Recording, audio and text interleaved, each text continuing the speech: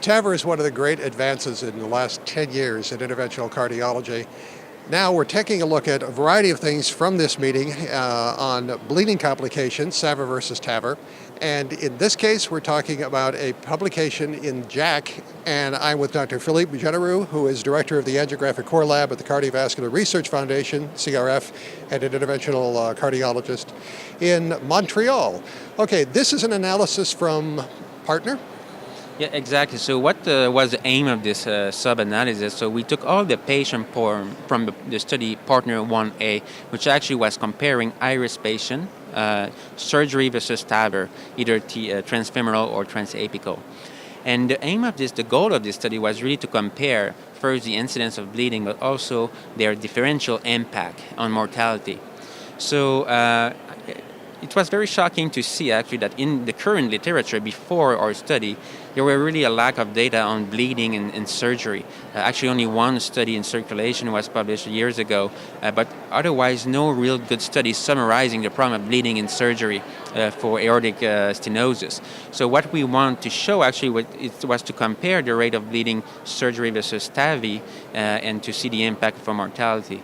And actually we found a very interesting finding because from Partner 1, everybody, of course, we showed that TAVR was equivalent to SAVR. And I think TAVR always had, people think about a lot of vascular complication, but one of the understatement of the trial is to compare the bleeding. And what the main finding of this analysis was that the bleeding complication was actually 2 times, almost 3 times more frequent with surgery compared to TAVI. So we say about 10%, around 9 to 10% with TAVI and more than 20-25% with surgery. And we talk about major bleeding, more than 3 transfusion and leading to death or very significant clinically bleeding. And for me, the most striking finding actually is when you look at the bleeding among surgery, the mean amount of transfusion was 7 transfusions for surgery compared to 3 for TAVI. So clearly underlying that when you bleed with surgery, this is not trivial. This is massive bleeding where you have to go back to re-explore the chest, go back to the OR, compared to TAVI where most of the time is related to the access and you can manage by manual compression or balloon inflation.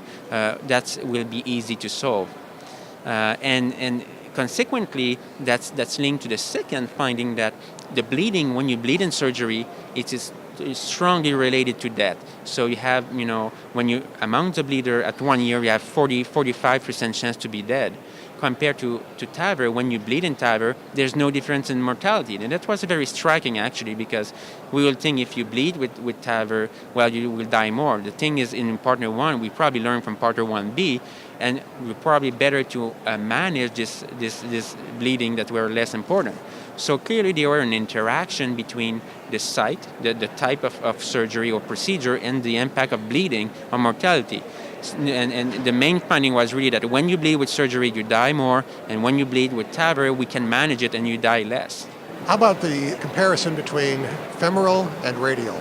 Yeah, and transapical. So that's a very good point actually. We didn't see difference between bleeding between transfemoral access and transapical access. So they were about the same, 10% bleeding. And it's fascinating because we will expect more bleeding from the transapical than the transfemoral. Actually, it was numerically less, but not significant than transfemoral. Probably because you have a better control. I mean, you will never close the chest when you have a massive bleeding from transapical. You see the bleeder, you fix the bleeders, and when you close actually the chest, you have less bleeding subsequently. So both together, TF approach and TA approach has by far half less bleeding than surgery, and that was an interesting finding actually. So if bleeding is an issue, then for heaven's sakes, TAVR is a real good option.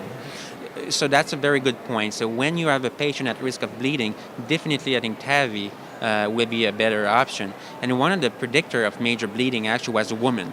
And we know that women probably do better with TAVI because they are more prone to bleed, they are more fragile, so they will do better with less invasive less invasive procedure.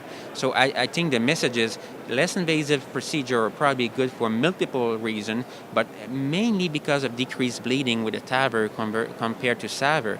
And actually, David Cohen performed an amazing sub-study of this, showing that from a cost-effective point of view, the complication that costs the most money is bleeding. So if you want to save money, well, if you need to save money, you're going to save bleeding. So TAVI probably save money, decrease the length of stay because of the less bleeding than surgery. And I think this is a major finding. The other major finding is when you put all the complication in a multivariable model, bleeding is the one which is the most associated with mortality, more than PVL. I mean, there's a lot of fuss and a lot of I put a paravalvular leak, which I truly believe is not a real problem right now with the current state of TAVR prosthesis. But clearly, bleeding remains a problem for surgery and clearly lead to death much more than paravalvular leak, which is another important finding. Well, I think it's a great paper. This is Genero and colleagues. Please take a look at the paper in JACC. You'll find the citation at the very end of this. For Cardiosource World News, I'm Rick McGuire.